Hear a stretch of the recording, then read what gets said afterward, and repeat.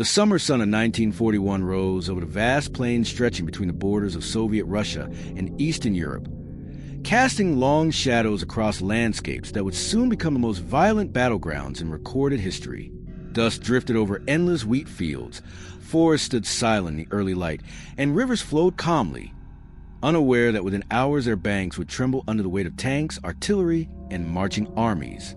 This was the Eastern Front, a theater destined to absorb millions of lives and reshape the trajectory of the Second World War. As the world watched Europe already engulfed in conflict, the Soviet Union and Nazi Germany had maintained an uneasy, transactional calm. The Molotov-Ribbentrop Pact, though publicly presented as a non-aggression agreement, masked deeper strategic calculations from both sides. Yet beneath the formalities and diplomatic reassurances, mistrust simmered. Adolf Hitler's long-held ambition to push eastward, seize living space, and crush Soviet power had never vanished. It merely waited for the moment he deemed opportune. For Joseph Stalin, the Red Army stood as both shield and deterrent, but internal purges in the late 1930s had left its senior leadership fractured and its structure unsettled. By June 1941, the German High Command had finalized Unternehmen Barbarossa, a massive and unprecedented military invasion involving over 3 million Axis troops, 3,500 tanks, 7,000 artillery pieces, and thousands of aircraft. It would be the largest land assault in history. The strategy revolved around a cornerstone concept that had already shocked Western Europe: Blitzkrieg. It was fast, coordinated, and ruthlessly precise, an offensive doctrine designed to overwhelm defenders before they could organize resistance. The Soviet frontier districts, though alerted by scattered intelligence, remained ill-prepared for a strike of this magnitude. Armies were deployed, but many units lacked modern equipment, complete transportation, or clear directives. Commanders across the Western Soviet region struggled to distinguish genuine threats from misinformation. Notably, mechanized corps possessed powerful designs, such as the T-34 and KV-1 tanks, but these vehicles existed in pockets rather than in cohesive, fully functional formations. The Soviet military machine was enormous, but still in transition. As dawn grew brighter on June 22nd, the silence broke.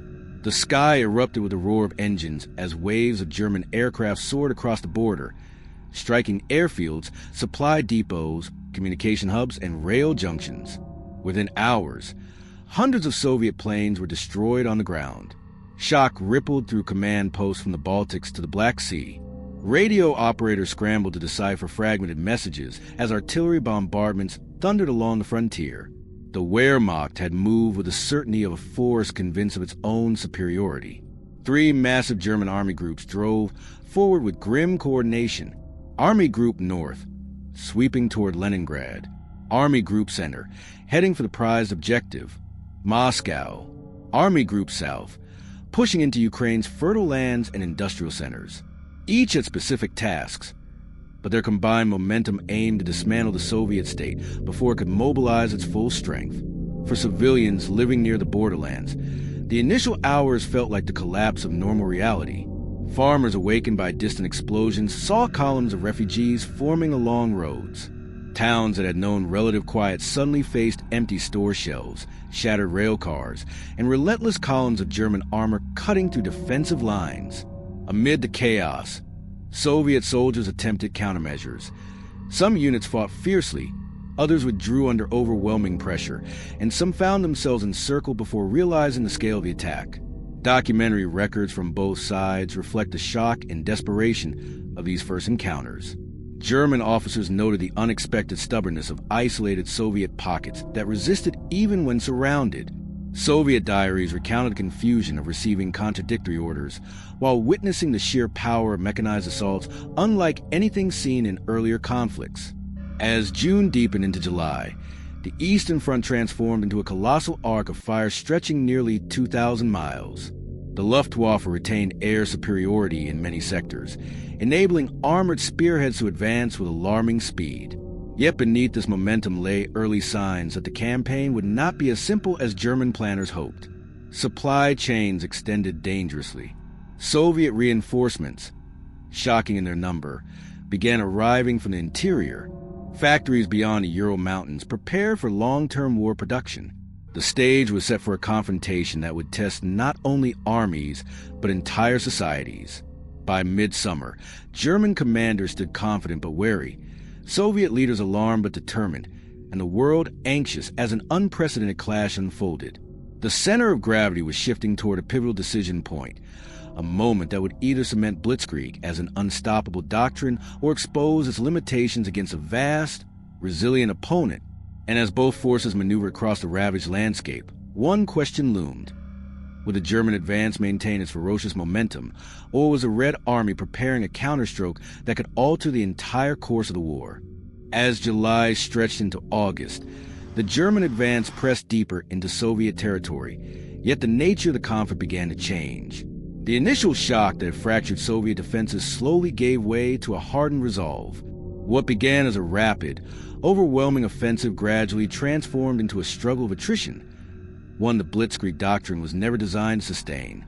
Army Group Center, the strongest of the German formations, had achieved stunning encirclements at Białystok, Minsk, and Smolensk. Thousands of Soviet troops were captured, and vast quantities of equipment fell into German hands. To many in Berlin, these victories suggested that Moscow was within reach. Yet beneath the surface of triumph, logistical strains grew severe. Supply trucks struggled across dusty, cratered roads. Petrol shortages turned armored spearheads into idle giants. And with each passing week, Soviet resistance stiffened. Inside the Soviet command structure, initial paralysis evolved into systematic reorganization. Stalin, shaken by the velocity of the German assault, reinstated experienced commanders previously sidelined during political purges. Industrial equipment from Western factories was dismantled and transported eastward by rail in one of history's most ambitious relocations. As these new production centers began to function, the Red Army gained a steady stream of rifles, artillery, and, most critically, tanks capable of meeting German armor head-on. The T-34, still entering service in large numbers, emerged as a formidable challenge. Its sloped armor and wide tracks offered superior protection and mobility on rough terrain. Wehrmacht troops, accustomed to swift victories against lightly armored opponents, now found themselves confronting machines that could absorb hits and return fire with lethal effect. Reports from the front described German crews astonished at the resilience of these new Soviet vehicles, often mistaking them for heavy tanks. Despite these developments, the Germans pressed forward. Army Group North neared Leningrad, tightening a ring around the city. Army Group South pushed through Ukraine, eyeing industrial hubs and vital grain-producing regions. Yet it was in the central sector where the most consequential decisions unfolded. Hitler, convinced that economic resources in the South were more important than capturing Moscow, redirected armored divisions away from the center. This decision fractured the momentum of the offensive. German generals protested, arguing that dividing their forces risked diluting the decisive thrust. But the order stood. The shift provided the Red Army with a critical window. Reinforcements from Siberia and the Far East, previously stationed to counter potential threats from Japan, were redeployed westward after Soviet intelligence assessed Japan's strategic intentions as focused elsewhere. These fresh divisions, well-trained and accustomed to severe conditions, bolstered the defensive lines around the Soviet capital. By early autumn, the weather began to assert its own influence. Heavy rains transformed roads into deep mud, bogging down vehicles and immobilizing artillery. Supply wagons sank into mire, and advancing infantry found themselves trudging through terrain that resisted every step. The legendary Rasputitsa, the season of impassable mud, had arrived, slowing the Blitzkrieg to a crawl. Yet even as operations faltered, Hitler pushed for one final drive toward Moscow before winter. The Germans launched Operation Typhoon in early October, encircling vast Soviet forces at Vyazma and Bryansk. For a moment, it appeared the momentum had returned. But the Red Army, battered yet unbroken, formed new defensive lines east of the encirclements, buying precious time. As temperatures plunged, German troops found themselves ill-prepared for the conditions.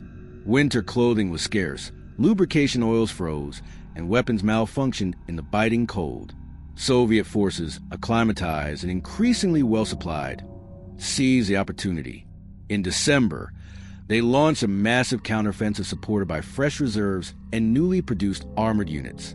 The sudden Soviet assault forced the Germans into their first major retreat of the war. Villages and towns captured during summer were now abandoned under pressure. The aura of invincibility surrounding the Blitzkrieg cracked, exposing vulnerabilities long overshadowed by earlier successes. What was planned as a swift campaign had now become a prolonged confrontation stretching across vast distances and unforgiving climates. The human cost on both sides was staggering. Soldiers fought in frozen trenches, endured relentless bombardments, and faced shortages of food, medicine, and shelter. Civilians bore the deepest scars. Families uprooted, cities devastated, and entire populations caught between advancing and retreating armies. The Eastern Front became a symbol of total war, where the boundaries between frontline and homeland dissolved. By early 1942, one truth had become unmistakably clear. The German Blitzkrieg, so effective in the early months, could not deliver a decisive victory against a nation capable of mobilizing immense manpower, industrial capacity, and sheer resilience. The Soviet Red Army, once disorganized and shocked, had emerged as a force prepared for a long and punishing struggle. The clash on the Eastern Front was no longer a rapid campaign. It had evolved into a monumental contest that would determine the fate of Europe, reshape global power, and leave an indelible mark on history. In the cold wind sweeping across the ravaged plains, one could sense that the war's center of gravity had irrevocably shifted. And with that shift came the forewarning of even larger, more brutal engagements yet to come.